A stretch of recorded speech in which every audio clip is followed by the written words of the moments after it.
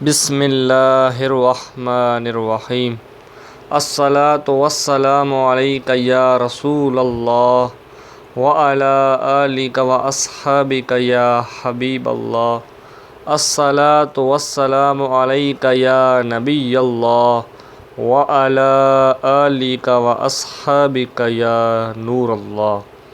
السلام علیکم ورحمۃ اللہ وبرکاتہ۔ کبھی کبھی اس طرح سوچیے کہ میرا لاشا منو مٹی تلے قبر میں دفن کر کے احباب چلے جائیں گے۔ یہ خوشنما گلستان، لہلیاتی کھیتیاں، نئے ماڈل کی چمکیلی گاڑیاں، عالی شان کوٹھیاں وغیرہ کچھ بھی کام نہیں آئے گا۔ دو خوفناک شکلوں والے فرشتے منکر نکیر قبر کی دیواریں چیرتے ہوئے تشریف لائیں گے۔ لمبے لمبے سیاہ بال سر سے پاؤں تک لٹک رہے ہوں گے، آنکھیں آگ برسا رہی ہوں گی۔ اب امتحان شروع ہوگا۔ پیار سے نہیں بلکہ وہ جھڑک کر اٹھائیں گے اور انتہائی سخت لہجے میں سوالات فرمائیں گے۔ من ربک، یعنی تیرا رب کون ہے؟ ما دینک، یعنی تیرا دین کیا ہے؟ پھر ایک سہنی مونی صورت دکھائی جائے گی جس پر فدا ہونے کے لیے ہر عاشق تڑپتا ہے۔ وہ دل ربا صورت دکھا کر پوچھا جائے گا، ما کنت تقول فی ھذا الرجل، یعنی ان کے بارے میں تو کیا کہتا ہے؟ اے نمازیو، اے ماں باپ کے فرما بردارو، اے رشتہ داروں سے حسن سلوک کرنے والو، اے حلال روزی کمانے والو، اے ایک مٹھی داڑھی سجانے والو، اے سر پر سنت کے مطابق زلفیں بڑھانے والو، اے اپنے سروں پر امامہ شریف کے تاج سجانے والو، اے سنتوں کی تربیت کے لیے مدنی قافلوں میں سنتوں برا سفر فرمانے والو، اے روزانہ فکر مدینہ کے ذریعے مدنی انعامات کا رسالہ پر کر کے ہر ماہ جمع کروانے والوں، انشاءاللہ عز و جل آپ ضرور کامیاب ہوں گے۔ خداوند مصطفیٰ عز و جل صلی اللہ تعالیٰ علیہ وآلہ وسلم کے کرم سے آپ کے جوابات یہ ہوں گے، ربی اللہ، یعنی میرا رب اللہ ہے، دین الاسلام، یعنی میرا دین اسلام ہے۔ دل ربا صورت والے کی طرف اشارہ کر کے کہیں گے، ہوا رسول اللہ، یہ تو میرے میٹھے میٹھے آقا محمد مصطفیٰ صلی اللہ علیہ وآلہ وسلم ہے، اور جھوم جھوم کر کہہ رہے ہوں گے، سرکار کی آمد مرحبا، دلدار کی آمد مرحبا۔ میٹھے میٹھے اسلامی بھائیوں، آخری سوال کا جواب دینے کے بعد جہنم کی کھڑکی کھلے گی اور وہاں یعنی فوراً بند ہو جائے گی، اور جنت کی کھڑکی کھلے گی اور کہا جائے گا، اگر تو نے درست جوابات نہ دیے ہوتے تو تیرے لیے وہ دوزخ کی کھڑکی کھلی رہتی۔ یہ سن کر اسے خوشی ہوگی، اب جنتی کفن ہوگا، جنتی بچھونا ہوگا، قبر تا حد نظر وسیع ہوگی اور مزے ہی مزے ہوں گے۔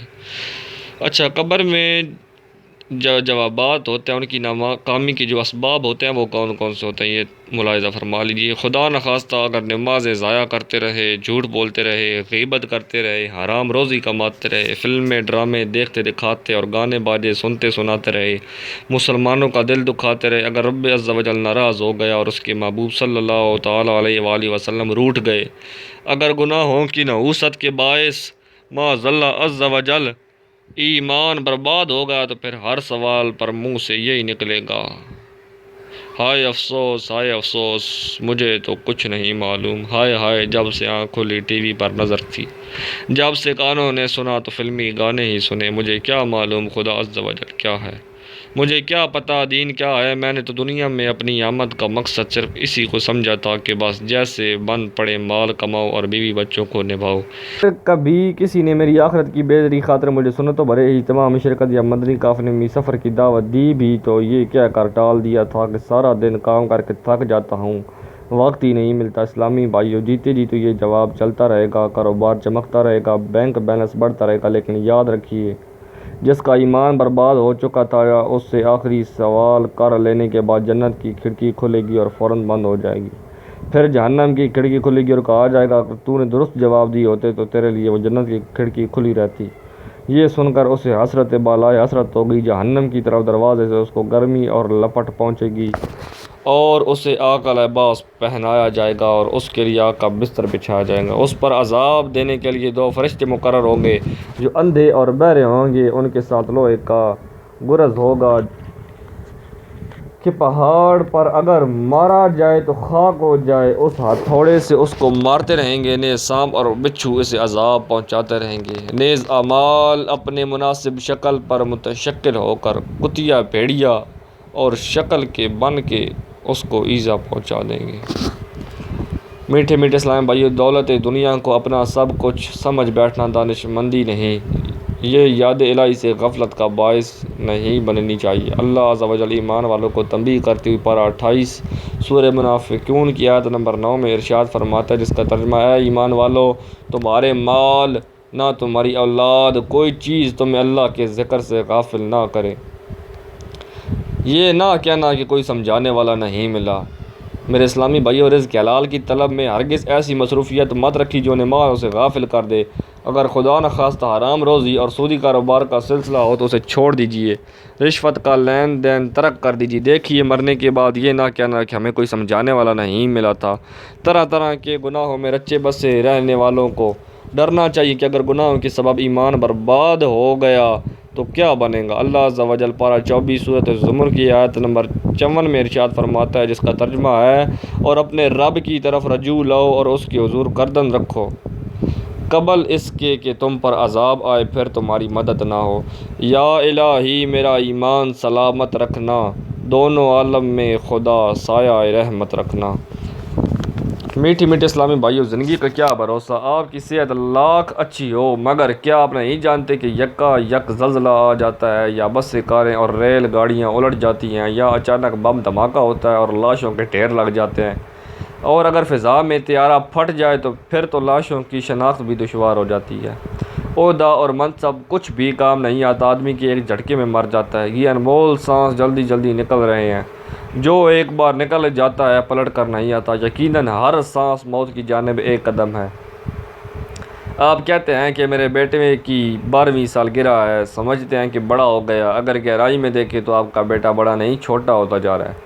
مثلاً اس نے دنیا میں 25 برس زندہ رہنا تھا تو اس میں سے 12 سال کم ہو چکے اور گویا وہ آدھی زندگی گزار چکا۔ یقیناً ہم سبھی رفتہ رفتہ موت کے قریب ہوتے جا رہے ہیں، ہم سب کی عمریں گھٹتی جا رہی ہیں، یوں ہم سب بڑے نہیں بلکہ چھوٹے ہوتے جا رہے ہیں۔ گھڑی کا گزرنے والا ہر گھنٹہ ہماری عمر کے 1 گھنٹے کے کم ہو جانے کی اطلاع ہے۔